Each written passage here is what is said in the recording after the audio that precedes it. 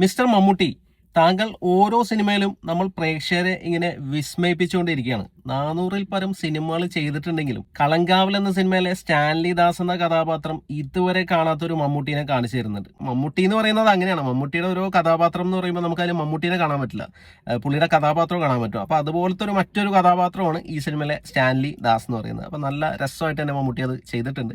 ജിതിൻ ജോസ് സംവിധാനം ചെയ്ത് മമ്മൂട്ടി, വിനായകൻ എന്നിവർ പ്രധാന കഥാപാത്രത്തെ അവതരിപ്പിച്ച കളങ്കാവൽ എന്ന സിനിമ തിയേറ്ററിൽ പോയി കണ്ടു.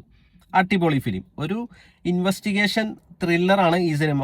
അതിൽ മമ്മൂട്ടി അവതരിപ്പിക്കുന്ന കഥാപാത്രം ഒരു സൈക്കോ കില്ലറാണ്. അത് സിനിമയിൽ ഫസ്റ്റ് തന്നെ റിവീൽ ചെയ്യുന്നുണ്ട്, സസ്പെൻസ് ഒന്നുമല്ല. അപ്പോൾ ആ ഒരു കഥാപാത്രമായിട്ട് മമ്മൂട്ടിയുടെ പെർഫോമൻസ് ഒരു രക്ഷയില്ലാത്ത പെർഫോമൻസ് ആണ്. മമ്മൂട്ടി ഈ ഒരു കഥാപാത്രമായിട്ട് വന്നതുകൊണ്ടാണ് ഈ സിനിമ ഭയങ്കര ഒരു എക്സൈറ്റ്മെന്റിൽ നമുക്ക് കാണാൻ പറ്റിയത്. പുള്ളിയുടെ ആ ഒരു ബിഹേവ് ചെയ്യുന്നതാണ്, ആ ഒരു ക്യാരക്ടറായിട്ട്, ആ സട്ടിലായിട്ട് ഉള്ള പെർഫോമൻസും ആ ഡയലോഗ് ഡെലിവറിയും എക്സ്പ്രഷനും കാര്യങ്ങളൊക്കെ അതൊക്കെ നല്ല അടിപൊളിയായിട്ട് മമ്മൂട്ടി ചെയ്തിട്ടുണ്ട്. അപ്പോൾ അത് തന്നെയാണ് ഈ സിനിമയുടെ ഒരു മെയിൻ പോസിറ്റീവായിട്ട് വരുന്നത്. അപ്പോൾ ഇതിൽ വിനായകന്റെ കഥാപാത്രമാണ് സത്യത്തിൽ ഈ സിനിമയിലെ നായകൻ. അപ്പോൾ പുള്ളിയാണ് പോലീസ് ഓഫീസറായിട്ട് വരുന്നത്, ഈ കേസ് ഇൻവെസ്റ്റിഗേറ്റ് ചെയ്യുന്നത്.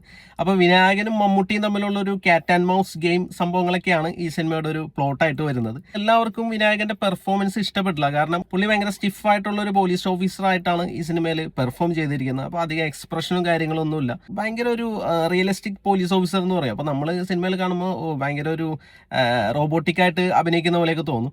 പുള്ളി അത് നന്നായിട്ട് തന്നെ ചെയ്തിട്ടുണ്ട്. അപ്പോൾ ഇവർ രണ്ടുപേരും പെർഫോമൻസ് ആണ് ഈ സിനിമയുടെ മെയിൻ ഹൈലൈറ്റ് ആയിട്ട് വരുന്നത്. പിന്നെ സിനിമയുടെ സ്റ്റോറിയും നല്ല എൻഗേജിങ് ആയിട്ട് തന്നെയാണ് എടുത്തിരിക്കുന്നത്.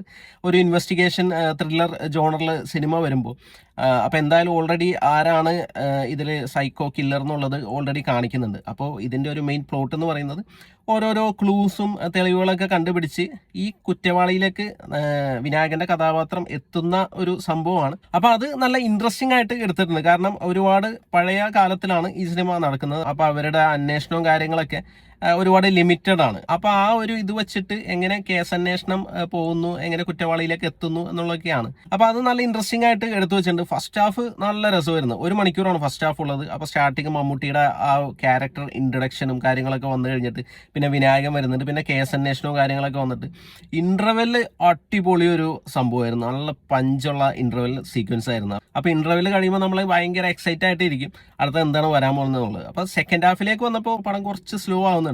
പിന്നെ ക്ലൈമാക്സും അത്ര ഒരു ഇമ്പാക്ട് കിട്ടിയില്ല. സിനിമ മൊത്തത്തിൽ ഓക്കെ ആണെങ്കിൽ ഒരു വാച്ചബിൾ മൂവി തന്നെയാണ്. നമുക്ക് ഭയങ്കര ഇൻട്രസ്റ്റിംഗ് ആയിട്ട് കണ്ടിരിക്കാൻ പറ്റിയ ഒരു ഇൻവെസ്റ്റിഗേഷൻ ത്രില്ലർ സിനിമ തന്നെയാണ്. ജിതിൻ കെ ജോസ് ആണ് ഈ ഫിലിം ഡയറക്റ്റ് ചെയ്തിരിക്കുന്നത്. ജിതിൻ കെ ജോസും ജിഷ്ണു ശ്രീകുമാറും കൂടിയാണ് ഇതിന്റെ സ്റ്റോറി എഴുതിയിരിക്കുന്നത്.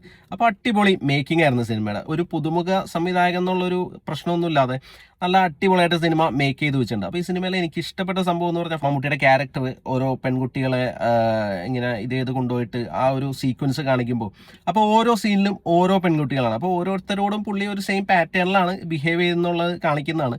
അപ്പോൾ അത് ഭയങ്കര ട്രാൻസിഷൻ ഇങ്ങനെ വരുന്നത് ആ നല്ല രസമായിട്ട് തന്നെ എടുത്തു വെച്ചിട്ടുണ്ടായിരുന്നു. മുജീബ് മജീദാണ് ഈ സിനിമയിൽ മ്യൂസിക് ചെയ്തിരിക്കുന്നത്. അപ്പോൾ BGM മ്യൂസിക്കൊക്കെ നല്ല രസമായിട്ട് തന്നെ വന്നിട്ടുണ്ട്.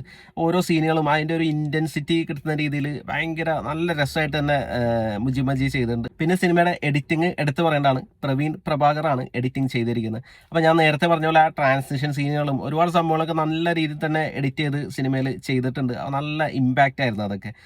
പിന്നെ സിനിമയുടെ സിനിമാറ്റോഗ്രാഫിയും നല്ല രസമുണ്ടായിരുന്നു. സിനിമാറ്റോഗ്രാഫി ചെയ്തിരിക്കുന്നത് ഫൈസൽ അലി, ചരൺ സിരാജ് എന്നിവരാണ്. അപ്പോൾ മൊത്തത്തിൽ ടെക്നിക്കൽ ഡിപ്പാർട്ട്മെന്റ് അടിപൊളിയായിട്ട് വന്നിട്ടുണ്ട്. പെർഫോമൻസിലേക്ക് വന്നു കഴിഞ്ഞാൽ ഞാൻ പറഞ്ഞ പോലെ മമ്മൂട്ടിയും വിനായകനുമാണ് ഈ സിനിമയുടെ മെയിൻ ഒരു പോസിറ്റീവായിട്ട് പറയുന്നത്. അവരുടെ പെർഫോമൻസും എല്ലാം നല്ല രസമായിട്ട് തന്നെ വന്നിട്ടുണ്ട്.